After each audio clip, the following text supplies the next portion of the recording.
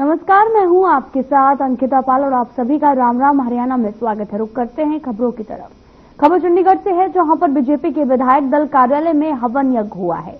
हवन यज्ञ में सीएम सैनी ने शिरकत की है। नवरात्रों में शुद्धता के लिए हवन कराया गया है। सीएम सैनी ने हवन यज्ञ के बाद में बयान दिया है कि जल्द ही कार्यालय में एक मंत्री हर रोज लोगों की समस्याएं सुनने का काम शुरू करेंगे। सीएम सैनी ने संसद के दोनों सदनों में पारित हुए वक्फ कानून को लेकर भी प्रतिक्रिया दी है। सीएम ने कहा कि पहले कांग्रेसी सरकार ने राजनीतिक लाभ लेने के लिए कानून में संशोधन किए थे।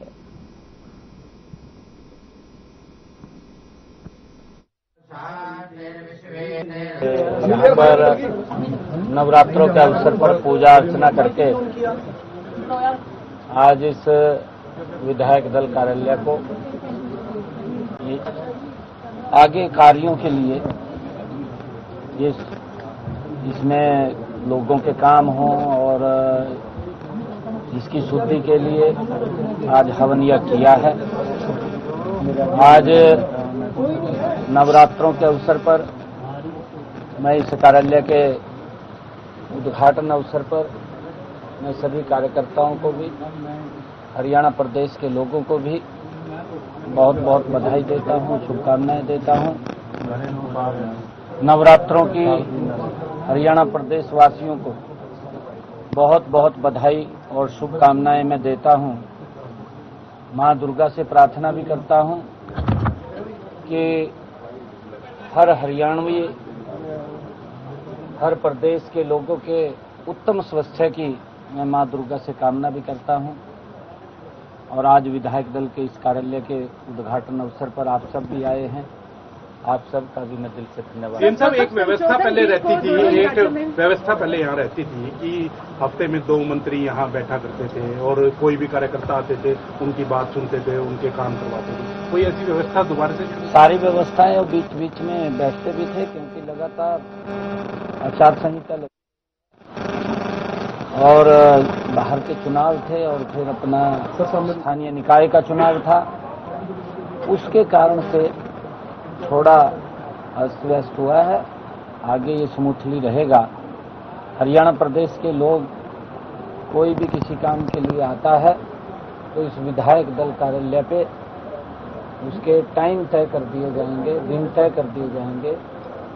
किसी न किसी दिन कोई न कोई मंत्री यहाँ पर रहेगा, लोगों की बात सुन करके उसका समाधान कर। नहीं, देखिए, जो वक्फ बिल पास हुआ है कल लोकसभा के अंदर और फिर राज्यसभा के अंदर, दोनों जगह से वो पास हुआ है।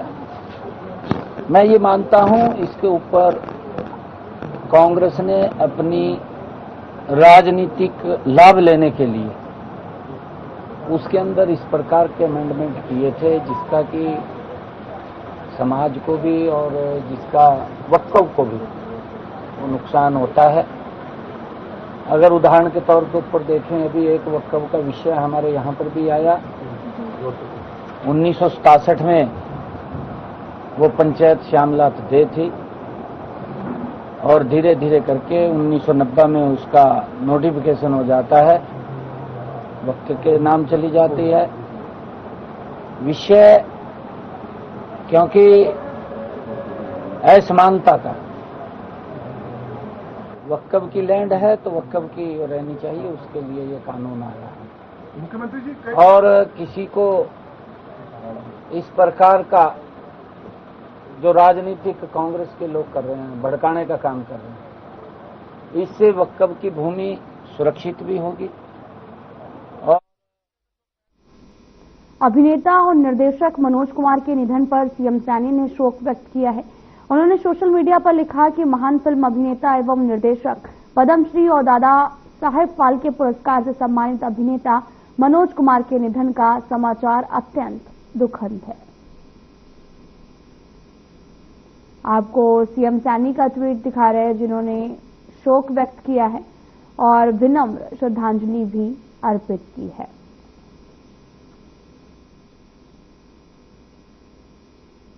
हरियाणा के पूर्व सीएम भूपेंद्र सिंह हुड्डा ने सरकार पर जमकर निशाना साधा। हुड्डा ने कहा कि बीजेपी जब से सत्ता में आई है तब से अपने वादों के विपरीत काम करते हुए लगातार जनता से विश्वासघात किया जा रहा है। हुड्डा ने बिजली दरों को लेकर भी सरकार को घेरा है।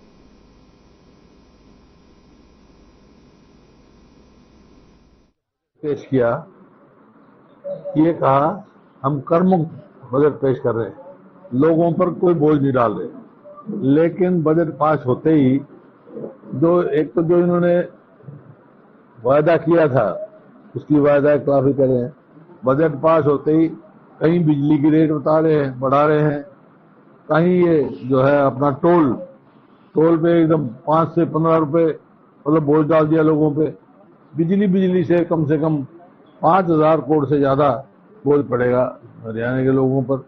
इंडस्ट्री पे भी पड़ेगा। पहले ही इंडस्ट्री प्लान कर रहे हैं और प्रदेश उनको फैसिलिटेट कर रहे हैं, ये उनके ऊपर बोझ डाल रहे हैं। तो पहले ये कहा था, अब जो मतलब कहीं 40 पैसे तक का इन्होंने इजाफा किया।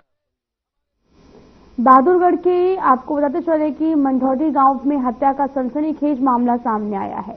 गांव के रहने वाले राकेश उर्फ घुघू पहलवान की जघन्य हत्या की गई है। घुघू पहलवान को पहले गोली मारी गई, फिर उसके गले में चक्की के पत्थर वाले बड़े पाट बांधकर कुएं में धकेल दिया है, जिसके बाद में घुघू पहलवान की मौत हो गई है। घटना का खुलासा भी हत्या के आरोपी देवेंद्र ने किया है और एसीपी दिनेश कुमार ने बताया कि आरोपी देवेंद्र उर्फ सोनू को शक था कि घुघू पहलवान का उसकी भाभी के साथ अवैध संबंध था। अवैध संबंधों के शक से उसने हत्या की वारदात को अंजाम दिया है।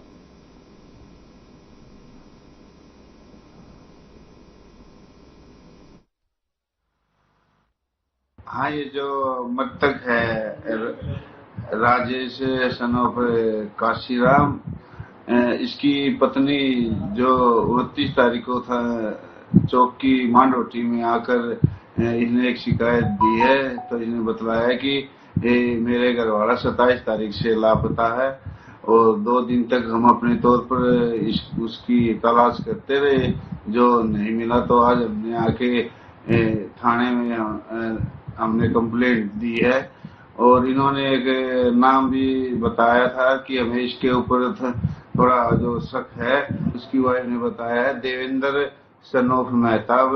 चौकी के अंदर बुलाकर उससे गहनता सख्ताई से पूछताछ की, तो पूछताछ में उसने बताया कि मेरी जो भाभी है उसके साथ अवैध संबंध था, जिसके चलते इसकी मैंने खेत में बुलाकर 315 बोर के पिस्टल से एक गोली मारी थी और घायल होकर गिरने के बाद इसके ईंट से मैंने इसके ऊपर हमला। बल्लभगढ़ शहर को साफ सुथरा और अतिक्रमण मुक्त बनाने के लिए बल्लभगढ़ नगर निगम ने कमर कस ली है, जिसके चलते शुक्रवार सड़कों के किनारे और दुकानों के आगे किए गए अतिक्रमण को भी हटाया गया है। इस दौरान टीम ने अतिक्रमण करके रखे गए सामान को भी जब्त किया है। नगर निगम के ज्वाइंट कमिश्नर करण सिंह भगोरिया ने कहा कि निगम ने शहर की सड़कों को अतिक्रमण मुक्त बनाने के लिए अभियान शुरू किया है और यह अभियान शहर के मुख्य बाजारों में चलाया जाएगा। साथ ही सख्ती से कार्रवाई को अंजाम देते हुए जुर्माना भी लगाया जाएगा।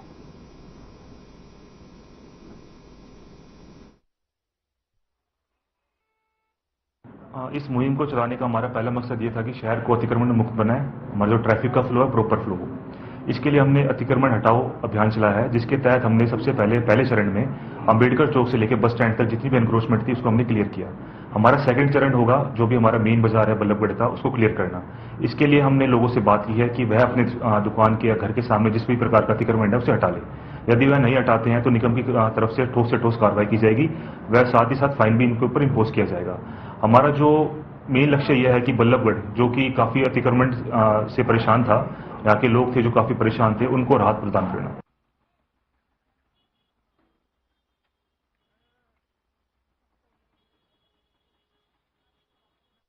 कुरुक्षेत्र पुलिस की अपराध अन्वेषण शाखा 2 ने बड़ी कार्रवाई करते हुए दुकानदार से फिरौती मांगने के 2 आरोपियों को गिरफ्तार किया है। फिरौती मांगने के आरोपी कैथल के रहने वाले मित्रपाल उर्फ काली हैं और कुरुक्षेत्र के रहने वाले अंकित कुमार को गिरफ्तार करने में सफलता हासिल हुई है। साथ ही अपराध अन्वेषण शाखा 2 के प्रभारी निरीक्षक मोहनलाल ने बताया कि पेहवा के रहने वाले आशीष गोयल ने पुलिस में शिकायत दी थी, जिसके बाद में उसने उसकी मोबाइल सर्विस की दुकान है 6 मार्च को उसे धमकी दी गई थी, जान की सलामती चाहते हो तो उसकी कीमत देनी होगी। शिकायत पर पुलिस ने त्वरित कार्रवाई करते हुए आरोपियों को गिरफ्तार किया है।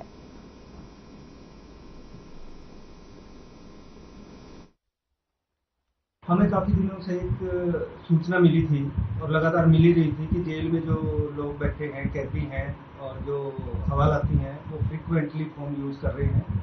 और इनमें से एक दिलबाग बागा है लड़का, जो पेवा एरिया का रहने वाला है, पेलवा गांव का। इसने पिछले दिनों अमित बंसल का मर्डर किया था पेवा में, और वो जेल में बैठ के फ़ोन के द्वारा ही अपने साथियों से फिरौती इकट्ठी कर रहा है पेवा एरिया से।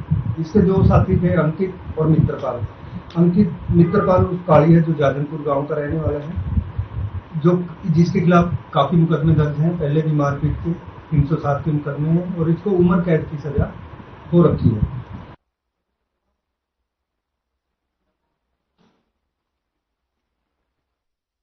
पृथला विधानसभा क्षेत्र से कांग्रेस के विधायक रघुवीर सिंह तेवतिया ने बल्लभगढ़ ब्लॉक में पंचायत समिति की बैठक की अध्यक्षता की है। इस मौके पर बल्लभगढ़ वीडीपीओ अधिकारी पूजा शर्मा, सहायक अधिकारी भारत भूषण और पंचायत समिति अध्यक्ष चंद्रपाल मौजूद रहे। इस मौके पर बैठक में मौजूद सभी मेंबरों ने अपने अपने इलाके की समस्याओं से विधायक को अवगत कराया।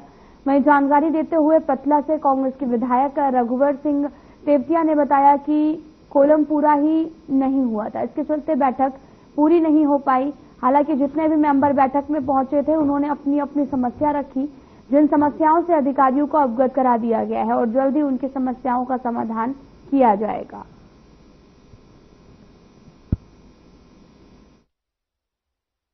कोरम तो पूरा था नहीं मेंबरों का आज यहाँ, लेकिन चेयरमैन साहब, बीडीओ साहब, हम जितने भी थे, जो हमारे सामने मुद्दे आए हैं, हम गांवों में जाते हैं, चाहे वो फतेहपुर की बात हो। फतेहपुर में ओवरफ्लो है सड़क से जो रास्ता जाता है, जो आम प्लॉट हैं बीपीएल के, वहाँ रास्ता ही नहीं है। इसी तरह हरिजन चौपाल के लिए सुनपेड़ की बात रखी है। सागरपुर से 2 रास्ते जाते हैं। सागरपुर से 6 क्रम का जो कहती है सरकार, हमने सारे बना दिए, लेकिन सागरपुर से जो प्याला दीग रोड है, वहां से 6 क्रम का रास्ता जाता है। और एक सागरपुर के समाने में 6 क्रम का, दीग के समाने में 4 क्रम का, उसकी भी मांग रखी है। हम एस्टीमेट बनवा के भेजेंगे, ऊपर भी हम अधिकारियों से मिलने का काम करेंगे।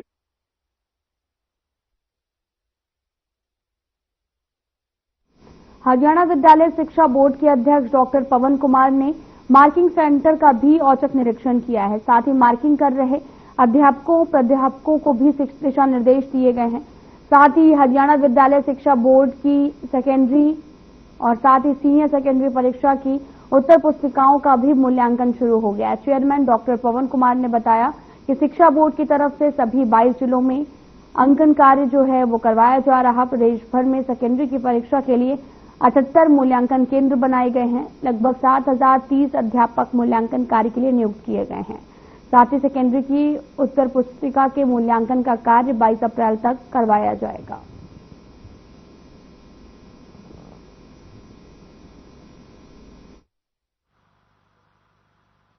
जैसा कि हम सभी को मालूम है कि आजकल मार्किंग का जो यानी इवैल्यूएशन ऑफ आंसर शीट्स का जो कार्य है वो प्रगति पर है। इसमें हरियाणा विद्यालय शिक्षा बोर्ड ने 22 डिस्ट्रिक्ट्स में सेकेंडरी के 78 और सीनियर सेकेंडरी के 52 मार्किंग सेंटर्स बनाए हैं। ये सेंटर्स बनाने का जो एक फॉर्मूला है वो अकॉर्डिंग टू स्ट्रेंथ ऑफ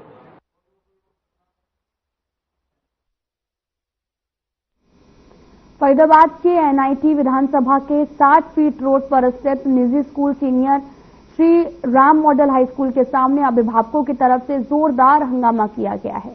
यह हंगामा फीस में वृद्धि को लेकर किया गया। अभिभावकों में रोष था और इस बार बच्चों की फीस में करीब 25 से 26% की वृद्धि की गई है, जिसमें स्कूल की बिल्डिंग चार्ज भी जोड़ा गया है, जो कि गलत है। वहीं स्कूल की प्रिंसिपल ने अभिभावकों की तरफ से लगाए गए आरोपों को सिरे से खारिज करते हुए कहा कि फीस नियमों के अनुसार केवल 10% ही बढ़ाई गई है। अभिभावकों का हंगामा बढ़ता देख पुलिस मौके पर पहुंची और बातचीत उन्हें की। जिला शिक्षा अधिकारी ने के ऑफिस जाकर समस्या रखने के लिए कहा, जिसके बाद परिजन स्कूल के बाहर से ही वापस चले गए हैं।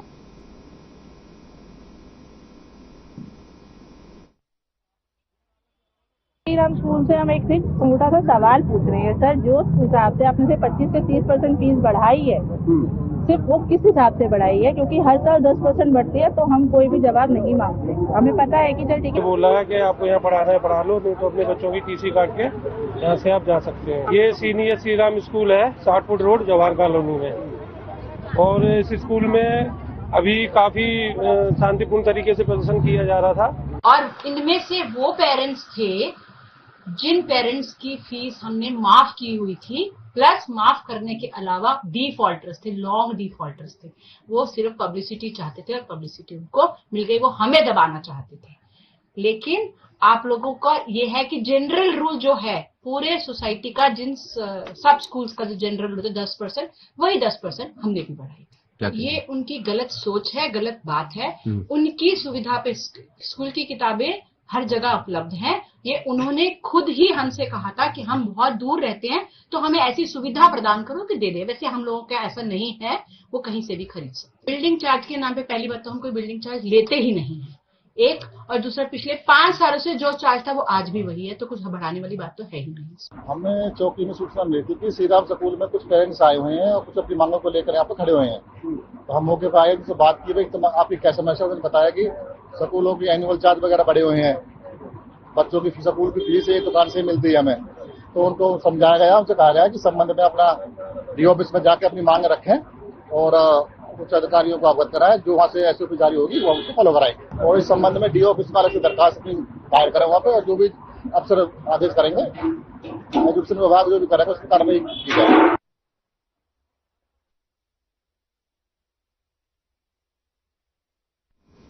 इरफान ने दादा की अंतिम इच्छा पूरी करके एक मिसाल और यादगार शादी बना ली है। दरअसल दादा की अंतिम इच्छा की पोता हेलीकॉप्टर से दुल्हन लेने के लिए जाए।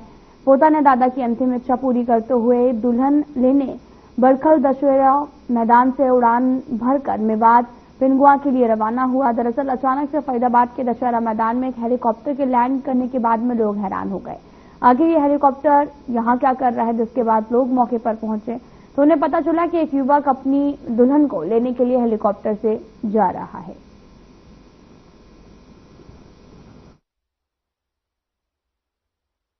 भाई साहब, क्या नाम है आपका? इरफान। इरफान, क्या कहेंगे आप?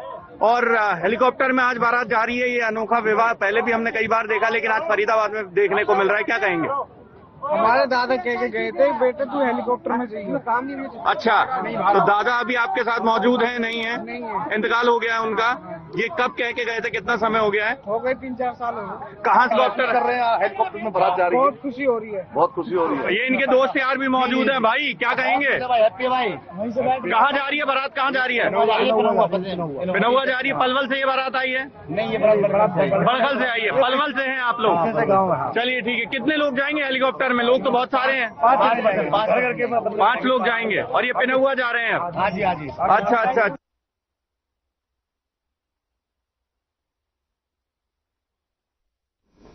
हरियाणा के खाद्य नागरिक आपूर्ति एवं उपभोक्ता मामले राज्य मंत्री राजेश नागर ने कहा कि गांव यारा में केशव के परिजनों की भी मृत्यु के बाद में रिश्तेदारों द्वारा डराने, धमकाने, नकदी जेवरात हथियाने के मामले में आरोपियों की शिकायत के बावजूद भी लापरवाही बरतने वाले शाहबाद थाना के एसएचओ के खिलाफ सख्त कार्रवाई करने के आदेश दिए गए हैं। राज्य मंत्री राजेश नागर नए लघु सचिवालय के सभागार में जिला लोक संपर्क एवं कष्ट निवारण समिति की मासिक बैठक को संबोधित कर रहे थे और इस बैठक में राज्य मंत्री ने 5 पुरानी शिकायतों में से 3 शिकायतें और 12 नई शिकायतों में 11 शिकायतों का मौके पर समाधान किया है।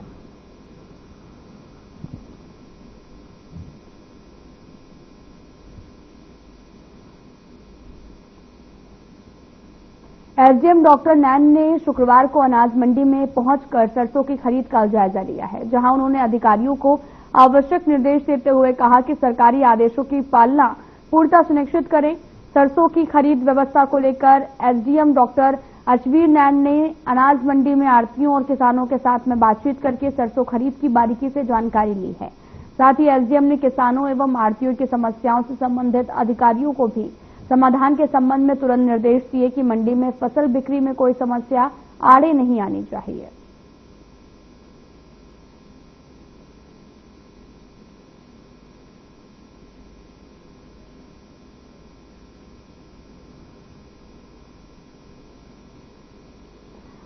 किसानों की पकी हुई गेहूं की फसल को मंडी में बेचने के लिए आने का अब सस्ता और हेल्दी खाना होगा उपलब्ध। दरअसल अनाज मंडी के पास ही किसान भवन में खुली अटल किसान मजदूर कैंटीन में, जिसमें हर वर्ग के किसान मजदूर को मात्र 10 रुपए में मिलेगी 2 सब्जी 4 चपाती से सजी हुई थाली। और वहीं पत्रकारों से बात करते हुए स्थानीय विधायक सतपाल जांबा ने बताया कि अब गेहूं की फसल आने वाली है और अपनी फसल को बेचने आने के दौरान किसी को खाने के लिए भटकना नहीं पड़ेगा।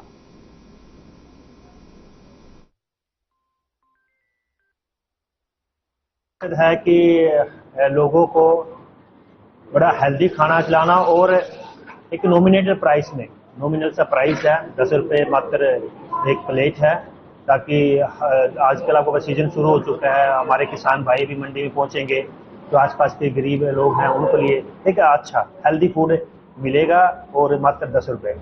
सर ऐसा है, ये हरियाणा सरकार की एक बहुत ही महत्वाकांक्षी स्कीम जो NRLM और मार्केटिंग बोर्ड के माध्यम से चलाई गई है, जिसमें जो भी किसान और मजदूर यहाँ पे आएंगे उनको 10 रुपए में खाना उपलब्ध करवाया जाएगा। इसके अतिरिक्त 15 रुपए मार्केटिंग बोर्ड प्रत्येक कूपन के ऊपर इन सभी समूह सदस्यों को मार्केटिंग बोर्ड रिम्बर्स करेगा।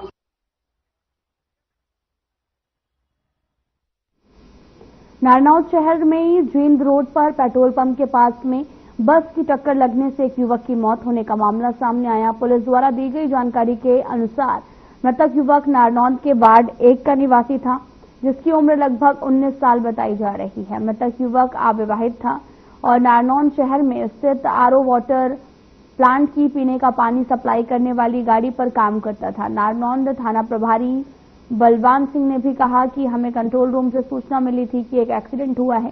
सूचना पाकर मौके पर पहुंचा तो युवक को नारनौल के सामान्य अस्पताल में भेजा गया। जांच की जा रही है। मृतक के परिजनों के बयान के आधार पर आगामी कार्रवाई की जाएगी।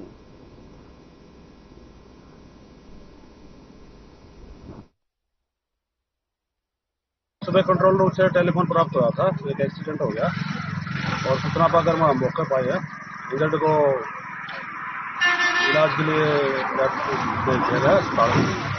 जस्ट हमारे पास 10-12 क्या घटना तुरंत हो लिया। उस टाइम कमी बसाड़ा की है, कोटसार बसाड़ा का है, ठीक है। वो हमारा दौरा खड़ा था, फिलहाल लेना आता मैं, ठीक है। कमी बसाड़ा की है, उसने कट मारा है, देख लो थोड़ा सा, ठीक है। मैं तो बस का मित्र था जी, मेरे को नहीं पता जी क्या हुआ।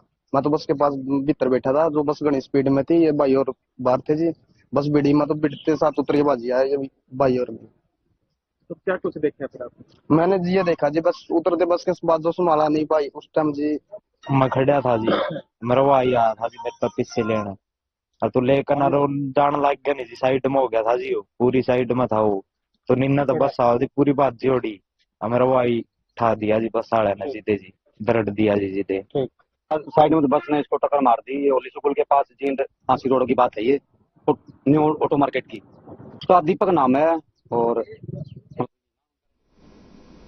खबर फरीदाबाद से है, जहां पर सीएम उड़न दस्ता को गुप्त सूचना प्राप्त हुई कि नवरात्रों में कुट्टू और सिंघाड़े का आटा अधिक उपयोग किया जाता है और जिला पलवल और फरीदाबाद में कई स्थानों पर नवरात्रि व्रत के दौरान बेचे जा रहे कुट्टू के आटे में मिलावट किए जाने की संभावना है। यदि संबंधित विभाग के अधिकारियों के साथ खाद्य सैंपल भरवाए जाएं तो सच्चाई सामने आ सकती है। इस संबंध में नियमानुसार कार्रवाई कराने के लिए सीएम उड़न दस्ता द्वारा 2 अलग अलग टीम गठित करके खाद्य सुरक्षा अधिकारियों से जिला पलवल फरीदाबाद में सैंपलिंग कराई गई है।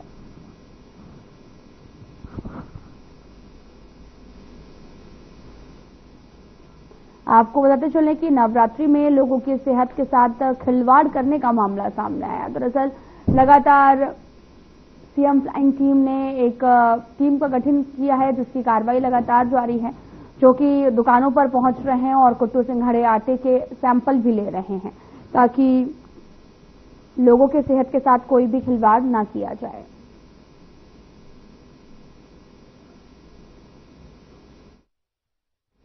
फिलहाल में इतना ही। नमस्कार।